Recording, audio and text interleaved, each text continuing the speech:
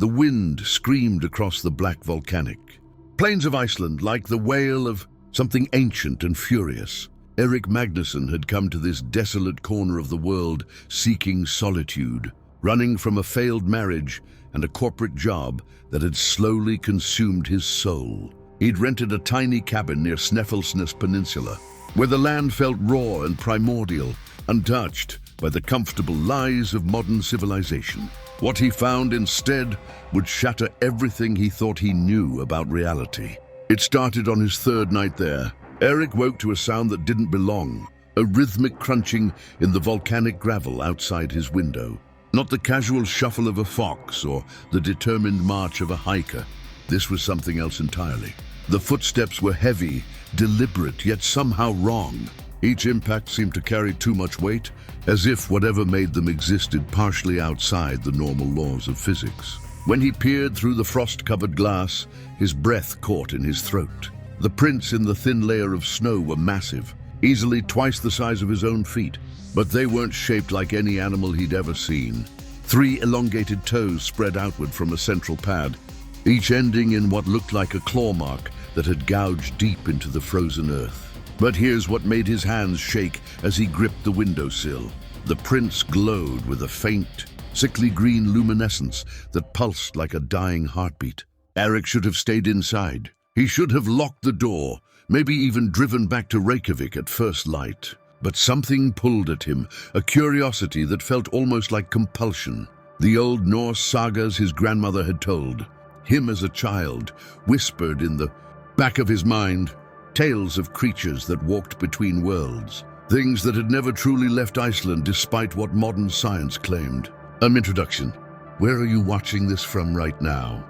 Drop a comment and let me know, because what happened to Eric in those frozen Icelandic wastelands might be closer to you than you think.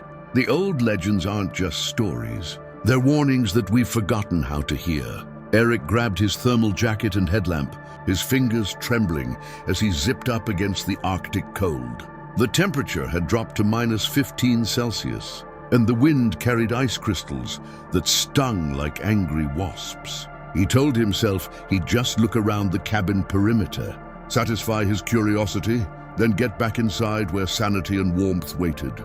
But the glowing footprints led away from his cabin in a straight line, heading toward the Berserkjaraun lava field, a place locals avoided after dark. The lava field's name meant Berserker lava, named after 2 Swedish berserkers who were supposedly buried there 1,000 years ago after committing terrible acts.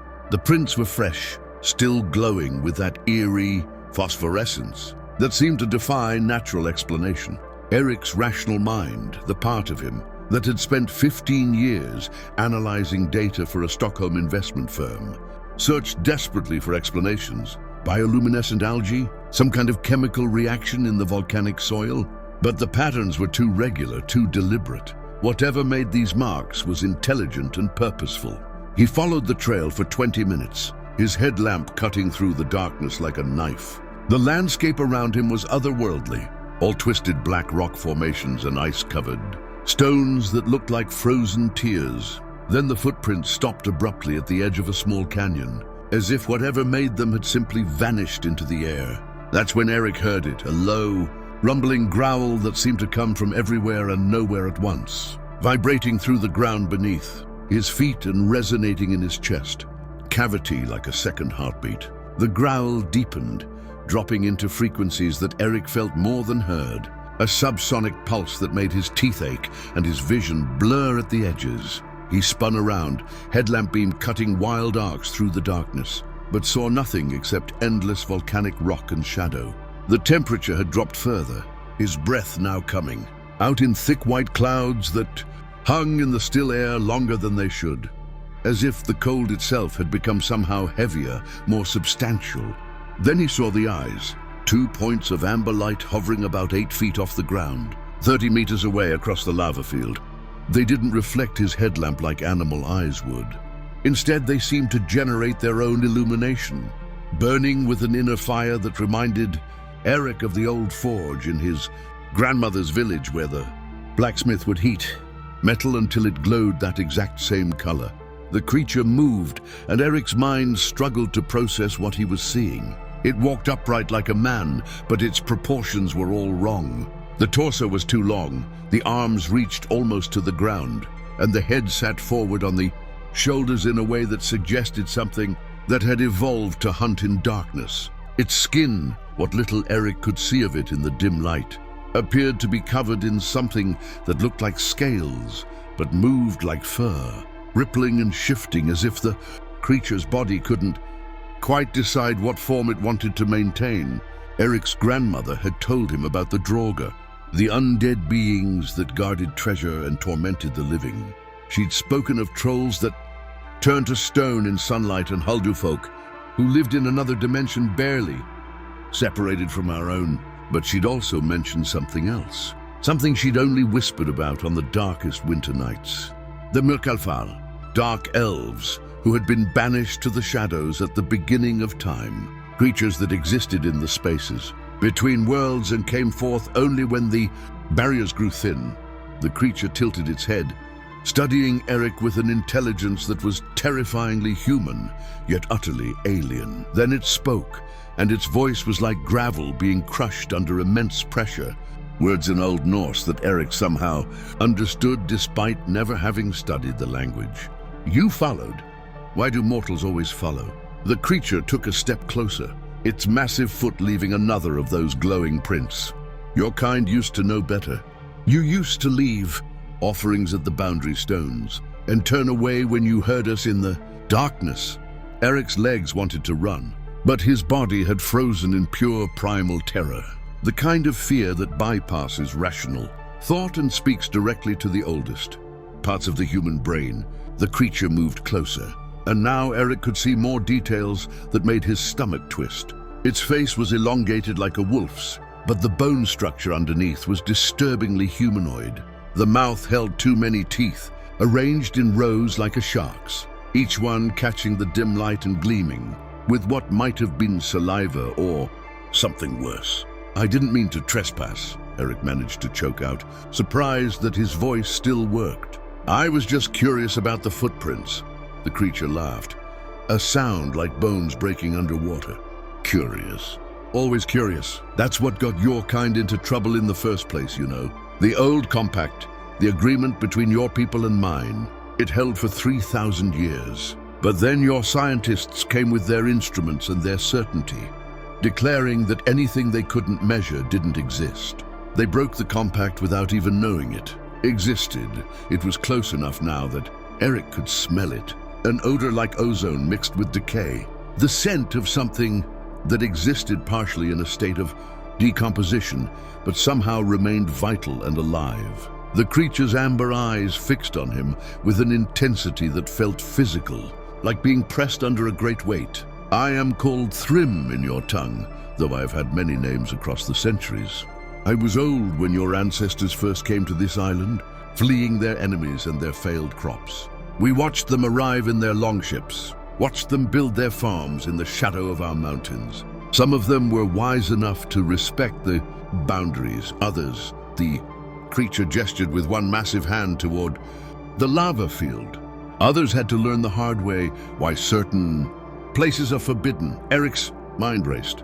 Every rational fiber of his being screamed that this couldn't be real, that he must be hallucinating from cold exposure or carbon monoxide, poisoning from the cabin's heater. But the creature's presence was too solid, too detailed to be a delusion. The way the ground vibrated slightly with each breath it took, the particular pattern of phosphorescence that tracked across its scales when it moved, all of it had a hyper-real quality that no dream or hallucination could replicate. What do you want from me? Eric asked, his voice steadier now. Fear was giving way to a strange kind of acceptance, the recognition that he'd stumbled into something far larger than himself. Thrym settled back onto its haunches, and the movement revealed more of its strange anatomy. The legs bent backward like a goat's, ending in those massive, three-toed feet that had left the glowing prints. A tail, previously hidden in shadow, swept across the frozen ground behind it, leaving trails of that same eerie luminescence. Want from you? Nothing. Everything. The barriers between the worlds are weakening, mortal. Can't you feel it? The old places pulse with energy they haven't held in centuries. Things that should remain separate are bleeding together. I'm here because I have no choice. My kind can no longer stay completely in our realm, just as your kind can no longer pretend we don't exist. The creature's words triggered something in Eric's memory. 3 months ago, before his life had fallen apart, he'd seen a news article about unprecedented seismic activity in Iceland. Scientists had been baffled by magnetic anomalies that didn't fit any known geological patterns. The article had mentioned that local folklore experts claimed the disturbances coincided with places mentioned in the old sagas as thresholds between worlds. The earthquakes, Eric said slowly. The magnetic readings that make no sense. That's you? Your kind pushing through? Thrym's expression shifted into something that might have been approval or might have been contempt. Clever monkey. Yes and no. We don't cause the weakening, but we feel it like an open wound. The barrier thins because your world is sick with noise and poison and too many minds shouting their little thoughts into the void. You've forgotten that consciousness itself has weight, and that thought and belief shape reality in ways your science refuses to acknowledge. The creature stood again, towering over Eric, and pointed one clawed finger toward the north. There's a place 3 kilometers from here where the barrier is thinnest. In 2 days, when the moon goes dark and the solar wind is at its peak, that place will tear open completely. Things will come through, things that make me look gentle and reasonable by comparison. I'm giving you warning because, despite everything, some of us remember the old days when humans and my kind could occasionally work together. Eric followed the creature's gesture, seeing nothing but darkness and the faint outline of distant mountains. Why are you telling me this? What am I supposed to do about it? Thrym's laugh was bitter this time, tinged with something that sounded almost like sadness. You alone can do nothing, Thrym said, lowering its massive arm. But you know how to speak to other humans, don't you? Your kind listen to certain voices, those with authority or knowledge. There's a woman in Reykjavik, a professor named Sigríður Kristjánsdóttir. She studies the old ways, not as quaint folklore, but as actual history. She's one of the few academics who understands that the sagas weren't just entertaining stories, but coded warnings about real phenomena. The creature began to pace, its movements oddly graceful despite its size. Each step left another glowing print in the volcanic soil, creating a trail of eerie light that pulsed in time with some rhythm Eric couldn't quite perceive. Professor Kristjánsdóttir has been documenting the thin places, the locations where reality becomes permeable. She knows about the Berserkjaran and what lies beneath it. More importantly, she knows the old rituals, the ways to reinforce the barriers before they tear completely. Eric's mind was reeling, trying to process the impossible conversation he was having with a creature that shouldn't exist. You're saying there's a ritual, some kind of ceremony that can stop whatever's coming through? Not stop, delay. Nothing stops entropy, mortal.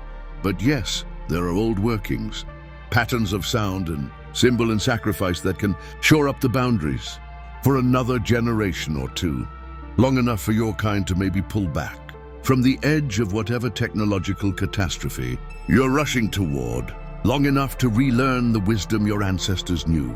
Thrym moved closer again, and this time Eric held his ground, despite every instinct screaming at him to flee. The creature reached out one massive hand, claws like black glass extending toward Eric's face. For a terrible moment, he was certain he was about to die, torn apart by something from a nightmare or an ancient legend made flesh. Instead, Thrym's claw touched his forehead gently, almost tenderly. The contact was ice cold, but somehow electric, and Eric's vision exploded with images. He saw the thin place the creature had mentioned, recognized it as a small valley he'd noticed on the map while planning his trip. He saw symbols, complex, geometric patterns that seemed to writhe and shift even as he tried to memorize them. And he saw what would come through if the barrier failed completely. Things that made Thrym look beautiful by comparison. Entities of pure malevolence and hunger that had been imprisoned between worlds since before recorded history. When Eric's vision cleared, he was on his knees in the frozen volcanic gravel, gasping for air as if he'd been underwater for minutes. Thrym stood over him, those amber eyes now somehow softer, almost pitying. "I've given you what you need to convince the professor. The symbols are in your mind now, as is the exact location of the weakest point. She'll know what to do with that information, though convincing her to act will be your challenge. Humans are so certain of their materialist worldview these days. It makes them brittle when reality proves more flexible than their theories allow." Eric struggled to his feet, his legs shaking not just from cold, but from the after effects of whatever had just been done to his consciousness. The symbols still burned behind his eyes, geometric impossibilities that seemed to exist in more dimensions than the three his brain was equipped to process. Why me? Why not go to her yourself? If you're trying to stop this catastrophe, wouldn't it be more effective to just show yourself to someone with actual authority? The creature made that bone-breaking laugh again. "You think I haven't tried? 3 times in the past month, I've attempted to make contact with those who might help. One went mad, another died of heart failure, and the third convinced herself she'd suffered a stroke-induced hallucination. You're still standing and mostly sane, which makes you remarkably resilient by current human standards. Besides, there's something in you, a connection to the old blood. Your grandmother's people were Velva, weren't they? Seeresses who walked between worlds." Eric thought of his grandmother, of the strange little rituals she'd performed that his parents had dismissed as superstition and senility. The way she'd always left cream out on certain nights, how she'd insisted on specific words being spoken before crossing certain thresholds. He'd thought it was just the eccentricity of old age, but now he wondered if she'd been maintaining practices whose true purpose had been forgotten even by those who performed them. "She died 5 years ago," Eric said quietly. "Took all her knowledge with her. My parents thought she was crazy toward the end, talking about things in the shadows and visitors from the hidden world. She wasn't crazy. She was trying to warn you." Thrym turned away, facing north again toward the thin place. "You have less than 48 hours. Find Professor Kristjansdottir. Show her the symbols I've given you, and pray to whatever gods your kind still remember that she can perform the ritual correctly. Because if she fails, this island becomes ground zero for an invasion that will make your species' mythology look quaint." The creature began to walk away, each step leaving another glowing footprint that faded after a few seconds, as if reality itself was struggling to hold onto evidence of Thrym's passage. Eric called out, his voice carrying across the frozen wasteland. "What happens to you? If we manage to reinforce the barrier, will you be trapped? Sent back to wherever you came from?" Thrym paused, turning its massive head to look back at Eric one final time. In the dim light, the creature's face seemed less monstrous and more melancholy, an ancient being confronting the end of an age. "I've been walking these lava fields for 3,000 years, watching your kind build and destroy and build again. I've seen empires rise from mud and crumble back into dust. If the barrier holds, I'll fade back into the spaces between worlds where I belong, visible only to those rare souls who still carry the old sight. It's the natural order reasserting itself. But if the barrier fails, I'll be the least of humanity's problems." Eric watched as Thrym moved into the darkness, the creature's form seeming to blur and distort as it walked, as if it was already halfway between worlds. Within moments, it had vanished completely, leaving behind only those fading, phosphorescent footprints and the enormous weight of responsibility that had been placed on Eric's shoulders. He stood alone in the Icelandic darkness, the wind howling around him like a chorus of lost souls. The rational part of his mind was still trying to reject everything that had just happened, to find some explanation that fit within the comfortable boundaries of materialist science. But the symbols burned behind his eyes, and he could still feel the electric touch of Thrym's claw on his forehead, a sensation that went deeper than mere physical contact. Eric checked his phone. No signal out here naturally. He'd have to get back to the cabin, grab his things, and drive to Reykjavik immediately. Dawn was still 3 hours away, and every minute counted. As he started the walk back toward his rental cabin, his mind raced with the impossible task ahead. How exactly did one convince a university professor that the creatures from Norse mythology were real and that the world was about to tear apart at the seams, unless an ancient ritual was performed at a specific location within 48 hours? The answer, he realized, was that he didn't know. But his grandmother's blood ran in his veins, and perhaps that old connection to the hidden world would be enough to make Professor Christian's daughter listen before it was too late.